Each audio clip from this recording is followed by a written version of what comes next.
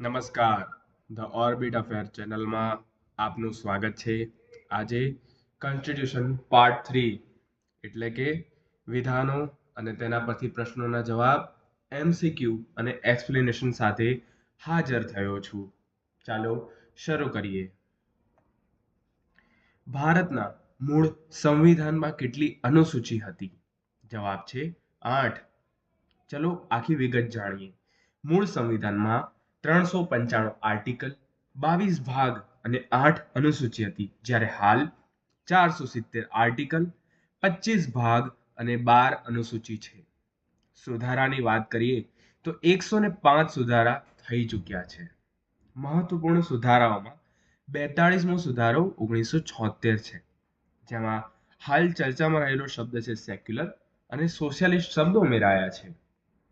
370 કલમ જે રદ થઈ 2019 અને જમ્મુ કાશ્મીર હવે સંપૂર્ણ રીતે બંધારણ હેઠળ છે. પ્રશ્ન નંબર 2. ભારતના બંધારણની પ્રસ્તાવનામાં ફેરફાર કયા સુધારા દ્વારા કરવામાં આવ્યા હતા? ભારતના બંધારણની પ્રસ્તાવનામાં ફેરફાર 42મો બંધારણીય સુધારો અધિનિયમ 1976 દ્વારા કરવામાં આવેલા હતા. 42મો બંધારણીય સુધારાના કેટલાક આવતા મહત્વના મુદ્દા તેને મિની કોન્સ્ટિટ્યુશન પણ કહે છે.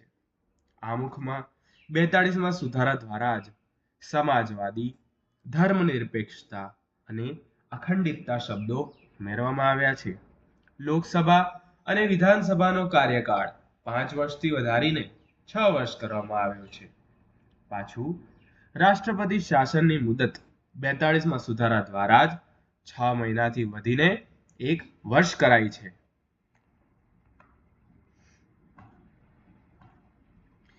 કયો બંધારણીય સુધારો સંપત્તિના અધિકારને મર્યાદિત કરે છે? 25મો બંધારણીય સુધારો 1971 સંપત્તિના અધિકારને મર્યાદિત કરે છે. તો સંપત્તિના અધિકારને મૂળભૂત અધિકારમાંથી દૂર પણ કરાવાયો હતો. કયા સુધારા દ્વારા? ચલો તે જાણીએ. 44મો સુધારો 1978 સંપત્તિનો અધિકાર જેને મૂળભૂત અધિકારથી દૂર કરાયો. ભારતીય બંધારણમાં આજે સુધારો કરવાની પ્રક્રિયા છે તે દક્ષિણ આફ્રિકાના બંધારણમાંથી લેવામાં આવી છે. બંધારણમાં સુધારો કરવાની જોગવાઈ બંધારણના કયા ભાગ અને કયા અનુચ્છેદમાં જોવા મળે છે? જો તમે વિડીયો જોઈ રહ્યા હોય તો જાતે સર્ચ કરી આનો આન્સર મને કમેન્ટ સેક્શનમાં જરૂરથી બતાવજો.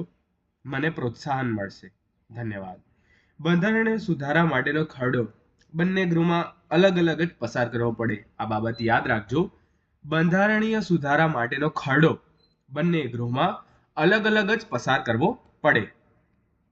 વિધાન 42મા બંધારણીય સુધારા દ્વારા બંધારણમાં ભાગ 4A અને 51A ઉમેરવામાં આવ્યા, જેમાં 12 જેટલી મૂળભૂત ફરજોનો ઉલ્લેખ છે.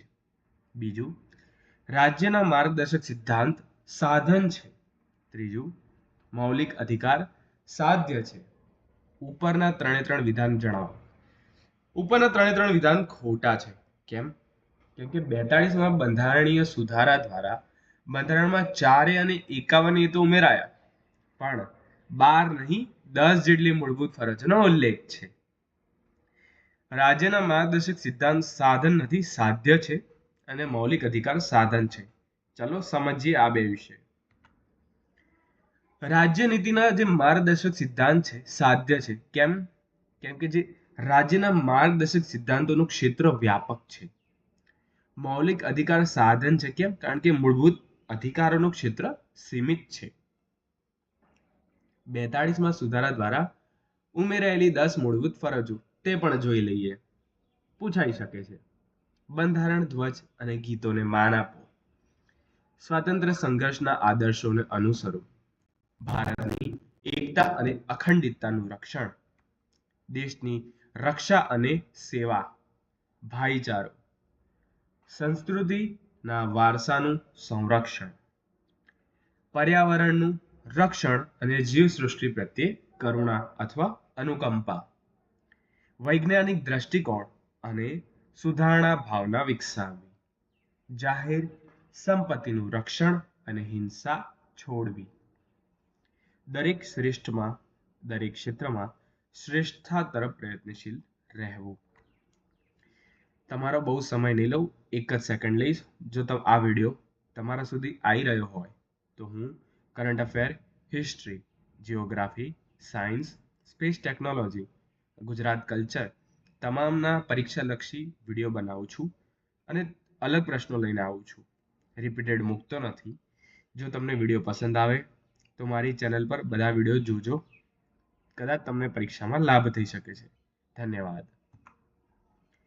સરદાર સ્વર્ણસિંહ સમિતિ દ્વારા કરેલી ભલામણો જેનો અસ્વીકાર થયો ટોટલ 3 હતી. કઈ કઈ હતી?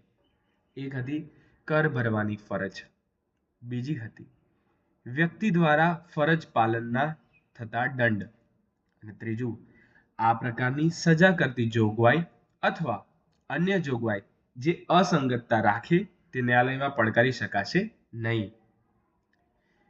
મૂળભૂત ફરજોનો વિચાર યુએસએસઆર થી લેવાયો. યુએસએસઆર એટલે સોવિયત સંઘ.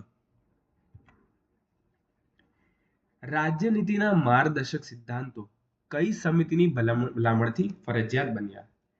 તેજ બહાદુર સપ્રુ સમિતિ. રાજ્યનીતિના માર્ગદર્શક સિદ્ધાંતો તેજ બહાદુર સપ્રુ સમિતિની ભલામણથી ફરજિયાત બન્યા. તેના વિશે એક અગત્યની માહિતી યાદ રાખો. વિધાનોમાં સીધી રીતે પૂછાઈ શકે છે કે રાજ્યનીતિના માર્ગદર્શન સિદ્ધાંતોનું પાલન રાજ્ય માટે ફરજિયાત નથી, પણ પોતાની નીતિ ઘડતી વખતે આ સિદ્ધાંતોનો અમલ થાય એ રાજ્યની નૈતિક ફરજ છે. કેટલાક કેસના નામ જાણીએ, તેમના અમુક પોઈન્ટ પરથી એક્ઝામમાં આવી શકે છે, તો તમે જરૂરથી જણાવજો. પહેલું છે બંધારણની સર્વોચ્ચતા. જવાબ તમારા મગજમાં આવી ગયો હશે. કાર્યપાલિકા અને ન્યાયપાલિકા વચ્ચે શક્તિ વિભાજન. બંધારણનું સંઘીય ચરિત્ર. ભારત એક સાર્વભૌમત્વ. સંસદીય પ્રણાલી. હોલ્ડ કરો, વિચારો. જો તમને જવાબ આવડે તો જરૂરથી આપો. આ જવાબ. બંધારણની સર્વોચ્ચતા. કેસ હતો કેશવાનંદ ભારતી કેસ. કાર્યપાલિકા અને ન્યાયપાલિકા વચ્ચે શક્તિ વિભાજન. કેસ હતો કેશવાનંદ ભારતી કેસ. બંધારણનું સંઘીય ચરિત્ર. કેસ હતો કેશવાનંદ ભારતી કેસ. ભારત એક સાર્વભૌમત્વ. ઇન્દિરા ગાંધી કેસ. સંસદીય પ્રણાલી. તેમાં પણ જવાબ આવશે કેશવાનંદ ભારતી કેસ. કેશવાનંદ ભારતી કેસ એ એક્ઝામમાં પૂછાતો one of the most important case છે, તો તેના વિશે જાણીએ. કેશવાનંદ ભારતી કેસમાં 5 થી 6 પોઈન્ટ છે જે યાદ રાખવું, અને તેમાંથી જ પ્રશ્ન આવી શકે છે. બંધારણની સર્વોચ્ચતા કે સંસદીય પ્રણાલી કે, બંધારણનું સંઘીય ચરિત્ર કે, અથવા કાર્યપાલિકા અને ન્યાયપાલિકા વચ્ચે શક્તિ વહેંચણી કે, ભારતની સાર્વભૌમતા અને એકતા કે પછી બંધારણનું ધર્મનિરપેક્ષ ચરિત્ર કે. આ બધા પોઈન્ટ જ્યારે હોય ત્યારે જવાબ કેશવાનંદ ભારતી કેસ જ આવશે. ન્યાયિક સમીક્ષા. ન્યાયિક સમીક્ષા કે તો મિનર્વા મિલ્સ કેસ આવશે. ઉત્પ્રેષણ એટલે શું છે? નીચેની અદાલતના પેપર્સ ઉપર મોકલવાની ક્રિયા અથવા તો પ્રમાણિત કરવું. ઉત્પ્રેષણ શું છે? તે એક ન્યાયિક રીટ છે. તેમાં સર્વોચ્ચ અદાલત કે વડી અદાલત દ્વારા પોતાની નીચેની અદાલત અર્ધન્યાયિક સંસ્થાઓ વિરુદ્ધ જાહેર કરી શકાય છે. તે એક ન્યાયિક રીટ છે. મૂળભૂત અધિકારો લાગુ કરવા માટે સર્વોચ્ચ અદાલતને કેટલી રીટ આપવામાં આવેલી છે? 5. કઈ કઈ તમને જરૂરથી ખબર હશે તો પણ આપણે એકવાર રિપીટ કરી લઈએ. બંદી પ્રત્યક્ષીકરણ, પરમાદેશ, નિષેધ, ઉત્પ્રેષણ અને અધિકાર પૃચ્છા. કોઈ વ્યક્તિના મૂળભૂત અધિકારનું ઉલ્લંઘન થાય તો તે કયા અનુચ્છેદ અંતર્ગત સર્વોચ્ચ અદાલતમાં જઈ શકે છે? અનુચ્છેદ 32 અને 226. બાબા સાહેબ આંબેડકર વાળો બંધારણીય ઇલાજોનો હકની વાત કરવામાં આવી છે. હવે 32માં 4 જોગવાઈ છે, તે એકવાર જોઈ લઈએ. પહેલી વાર છો તો તૈયાર કરજો અને તમારું રૂટીન હોય તો રિપીટ થશે. 32માં પહેલી જોગવાઈ છે, આ ભાગમાં આપવામાં આવેલા મૂળભૂત અધિકાર લાગુ કરવાના યોગ્ય કાર્યવાહી દ્વારા સર્વોચ્ચ અદાલતમાં આવેદન કરવાના અધિકારનો ઉલ્લેખ. 32(2) સર્વોચ્ચ અદાલતની શક્તિ છે કે તે નિર્દેશ, આદેશ અને રીટ દ્વારા મૂળભૂત અધિકાર લાગુ કરાવી શકે છે. 32(3) સંસદને સત્તા છે કે તે અન્ય કોઈ પણ ન્યાયાલયને 32(2) એટલે કે પેલી 5 રીટ બધી શક્તિ સોંપી શકે છે. એ રીટ અને તેની સાથેની બધી શક્તિ કોઈ પણ અન્ય ન્યાયાલયને સોંપી શકે છે. 32(4) અનુચ્છેદ 32 દ્વારા આપવામાં આવેલ અધિકાર બંધારણમાં કરવામાં આવેલ જોગવાઈને આધારે જ સ્થગિત કરી શકાશે. આ 4 જોગવાઈ જરૂરથી યાદ રાખજો, કામ આવી શકે છે. 86માં બંધારણીય સુધારા પહેલા અનુચ્છેદ 45 આ હતો: 0 થી 14 વર્ષના બાળકો વિનામૂલ્યે ફરજિયાત શિક્ષણની જોગવાઈ. તો 86માં બંધારણ સુધારા પછી અનુચ્છેદ 45 શું થયો?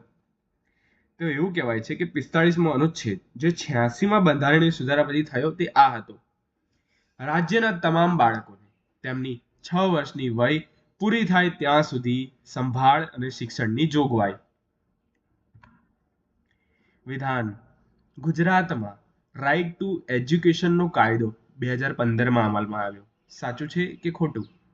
બ્રિટનના બંધારણમાં સંસદની સર્વોચ્ચતા સ્વીકારવામાં આવેલી છે, જ્યારે અમેરિકામાં ન્યાયપાલિકાની સર્વોચ્ચતા સ્વીકારવામાં આવેલી છે. રાઇટ ટુ ઇન્ફોર્મેશનનો સૌપ્રથમ અમલ સ્વીડન દ્વારા કરાયો. અહીંયા માત્ર એક જ ખોટું છે. કેમ? કારણ કે ગુજરાતમાં રાઇટ ટુ એજ્યુકેશનનો કાયદો 2012માં અમલમાં આવ્યો છે, ના કે 2015માં. બાકી બ્રિટનનો પ્રશ્ન યાદ રાખજો, અમેરિકાનો યાદ રાખજો અને રાઇટ ટુ ઇન્ફોર્મેશન યાદ રાખજો. આ સીધે સીધા વિધાનમાં આવી શકે છે. કોની સરકારમાં પ્રથમ પછાત વર્ગ પંચની રચના થઈ અને કોની અધ્યક્ષતામાં? જવાહરલાલ નહેરુની સરકારમાં પ્રથમ વખત પછાત વર્ગ પંચની રચના થઈ અને કાકા સાહેબ કાલેલકરની અધ્યક્ષતામાં. અનુચ્છેદ 15માં જે 15(6) છે, યાદ હશે તમને બધાને. 15(6) એ કયા બંધારણીય સુધારા દ્વારા જોડવામાં આવેલો છે? 103મો બંધારણીય સુધારો 2019. આ એક નાનો ડેમો હતો. વિડીયો પસંદ આવ્યો હોય તો લાઈક કરજો, સબસ્ક્રાઇબ કરજો. જેમ જેમ તમે લોકો લાઈક કરશો, સબસ્ક્રાઇબ કરશો, વિડીયોની લંબાઈ વધતી જશે, ડેટા હજુ તમને મળતો રહેશે. ચૂકતા નહીં લાઈક કરવાનું, સબસ્ક્રાઇબ કરવાનું. ધન્યવાદ.